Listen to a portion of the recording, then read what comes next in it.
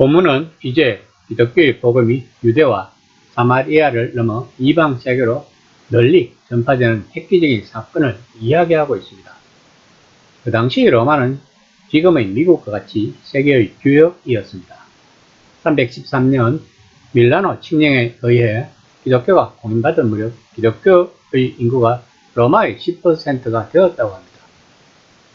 기독교가 그렇게나 부흥할 수 있었던 내면에는 이런 고넬료 같은 로마 군사 장교들도 일조를 했을 것입니다.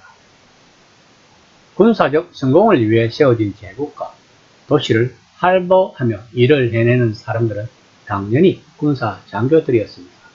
그들은 황제를 세울 수도 꺾을 수도 있었습니다. 그러므로 로마 군사 장교들이야말로 세계의 규역인 셈입니다. 10장 1에서 2절입니다. 가이사라에 고넬료라는 사람이 있으니 이달리아 부대라 하는 군대의 백부장이라. 그가 경건하여 온 지방과 더불어 하나님을 경외하며 백성을 많이 구제하고 하나님께 항상 기도하더니. 가이사라는 요충지였습니다. 모든 상인이 그것을 지나면서 세금을 내도록 헤롯 대왕이 건설한 항구였습니다. 로마 총독은 따뜻한 해안 지역인 이곳에 주로 머물렀고 기온이 낮은 예루살렘에는 축제나 특별한 행사 때만 올라갔습니다. 로마 제국에도 무능한 군인들이 가는 후방이 많았지만 가이사라는 그런 곳이 아니었습니다. 핵심 전략지대에 있는 핵심 항구였습니다. 로마는 중동 지역의 평화에 힘썼습니다. 왜냐하면 이집트의 곡물을 운송해 와야 했기 때문입니다. 따라서 가이사라에 배치된 백부장은 로마에서 신뢰받은 장교였던 것입니다. 여기서 이달리아 부대라는 것을 강조하는 이유는 로마 군대라고 하지만 이달리아 군인으로 구성된 본부대가 있고 또 현지인으로 구성된 보조부대가 있었기 때문입니다. 고넬료는 보조부대 백부장이 아닌 정규 로마 이달리아대의 백부장이었습니다. 그런데 놀라운 것은 로마인이 하나님을 믿었던 것입니다. 믿어도 그냥 흉내만 낼 정도의 믿음에 그치는 것이 아니라 정말 온 집안 사람들이 하나님을 믿고 하나님을 경외하며 백성들을 많이 구제하며 항상 기도하는 그런 아주 독실한 신앙을 가진 자였습니다. 여기서 우리는 우선 몇 가지를 생각할 필요가 있는데 그 하나가 하나님을 경외하며 라는 표현입니다. 이방인들 중에서 율법을 배우고 하나님을 믿지만 유대교로 개종하지 않은 사람들이 있었습니다. 이 사람들은 유대교로 개종하지 않았지만 거의 유대인처럼 하나님을 믿었습니다. 아마도 고넬료는 군인이었기 때문에 군인은 황제에 대한 충성을 1년에 한 번씩 맹세를 해야 했습니다. 그래서 할례를 받고 유대교로 개종하지 못한 것 같습니다. 유대인들은 황제에게 충성을 맹세하는 것도 우상 숭배처럼 취급했기 때문입니다. 그러나 초대교회 당시에 이런 식으로 하나님을 믿는 사람들이 유대인의 해당마다 상당히 많았습니다. 나중에 바울의 전도를 받고 예수를 믿는 사람들은 거의 다 이런 자들이었습니다. 이 사람들은 회당에는 나가지만 정식 회원으로 되지 못한 상태라 회당 안에도 들어가지 못하고 따로 앉아서 율법을 배웠습니다. 그러므로 이들의 마음속에는 언제나 자신이 죄인이라는 정죄함이 있었습니다. 그러므로 이러한 상황 가운데서 그들에게 들려온 오직 예수만 믿으면 유대인이 되지 않아도 하나님의 백성이 될 수 있다라는 이 선포는 바로 이 사람들에게는 엄청난 복음이었습니다.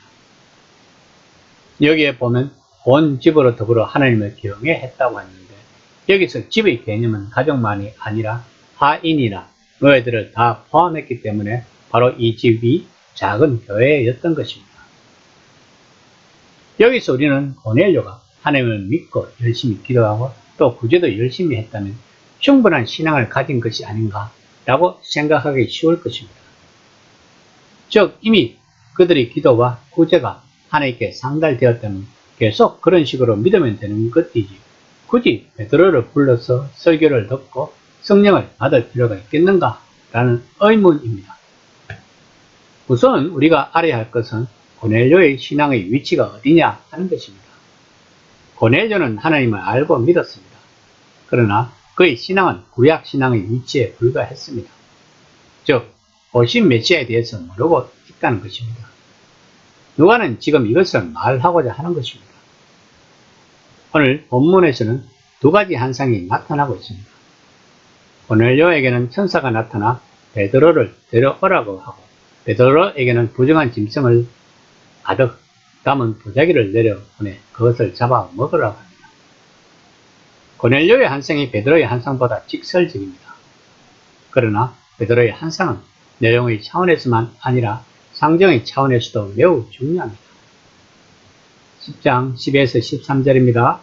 그 안에는 땅에 있는 각종 네발 가진 짐승과 기는 것과 공중에 나는 것들이 있더라. 또 소리가 있으되 베드로야 일어나 잡아 먹으라 하거늘. 베드로는 가이사랴에서 48km 떨어진 요파에 있었습니다. 정오에 기도하기 위해 짬을 냈습니다. 그때 환상을 보는데 거대한 돛이나 도자기 같은 것이 하늘에서 내려왔는데 거기에는 먹고 싶은 짐승들도 있었지만 경건한 유대인이라면 분명히 먹고 싶지 않을 짐승들도 상당히 많았습니다. 우리는 유대인의 음식법 중에서 한 가지 기본 사항을 알아야 합니다. 유대인은 돼지고기를 먹으면 안 된다는 단순한 문제가 아닙니다. 유대인이 먹을 수 없는 육류는 다양했습니다.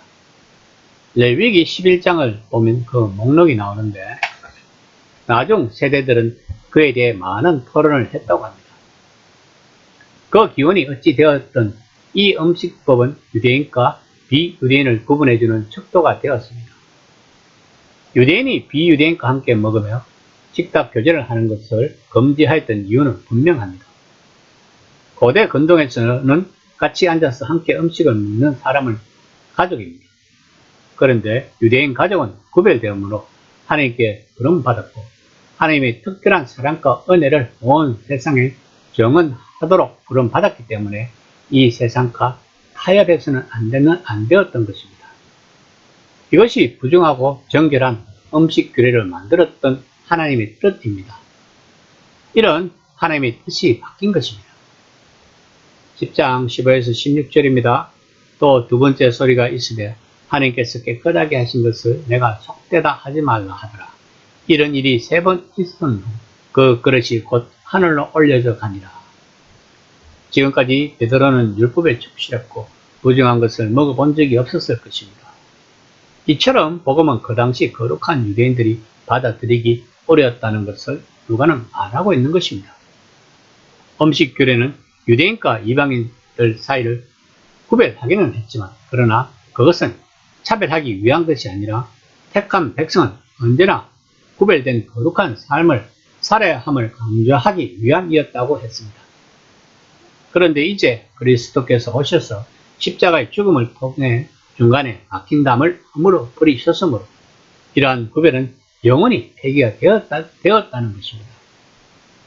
이런 문답이 3번 반복되는 그 그릇이 하늘로 끌려 올라가는 것은 베드로로 하여금 하나님의 뜻을 깨닫게 하라는 것을 강조하기 위함입니다.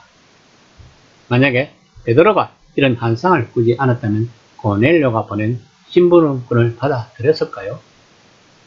이처럼 하나님의 구원 사역은 친밀하시다는 것을 알아야 합니다.